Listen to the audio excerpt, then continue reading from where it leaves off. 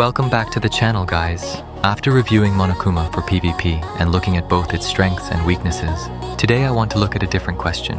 Can Monokuma actually be a good PvE job? Especially for the things we normally do every day. Hunting materials, during our 720 minutes, farming experience, hunting mini and MVP, and even doing world boss content. And honestly, Monokuma has some very interesting advantages for PvE. The biggest one is still Elusive. When Elusive is active, Monokuma gets a huge increase to skill range, while also cutting skill cooldown by 50%. The current skill data lists the range increase at 50% and the cooldown reduction at 50%, which makes Monokuma extremely comfortable as a long-range attacker. So when you're farming monsters, Monokuma can basically stand in one position and continuously attack from a very long distance. Sounds perfect, right? Well, not exactly. For normal material farming, this huge range can actually become a disadvantage. Because Monokuma is standing so far away from the monsters, you're not necessarily hitting as many spawn points as a job that moves around and clears monsters more aggressively. The monsters still need time to respawn, and sometimes you're basically sitting there waiting for the next target, instead of maximizing the number of monsters you can kill. So for 7-20-minute material farming, I would put Monokuma in the good category, but definitely not in the best farming job category. The same thing happens when you're trying to hunt mini or MVP on a normal map. Because of the huge attack range, Monokuma doesn't always need to move around very much, and sometimes that means the character won't naturally roam around the map looking for the next target as efficiently as another job. So if your main goal is simply, I want to farm as many monsters as possible in 720 minutes, I don't think Monokuma is the perfect answer. But when we change the question from farming efficiency to damage output, things become much more interesting.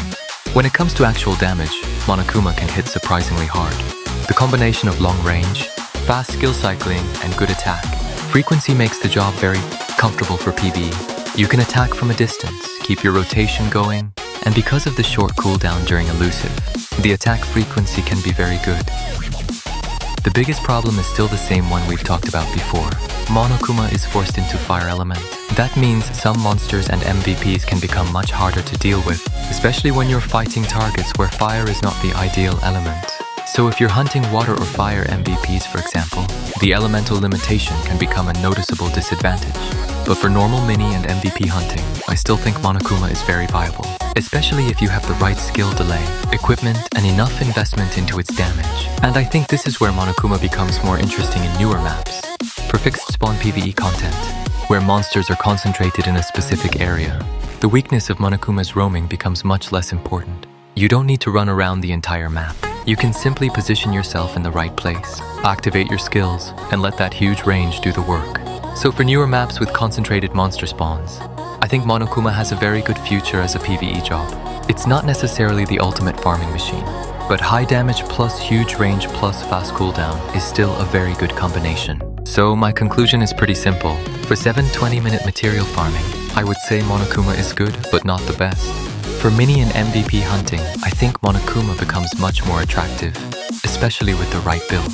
And for fixed location PvE content, this job can actually shine. So overall, I wouldn't build Monokuma purely as a farming character.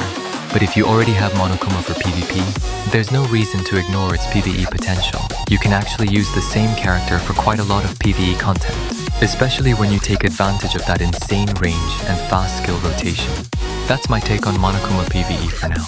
Do you guys agree with my analysis? If you've been testing Monokuma for 720-minute farming, mini, MVP, or world boss, let me know your experience in the comments. I'd love to see whether your results are the same as mine. Thank you for staying tuned, guys. See you in another video.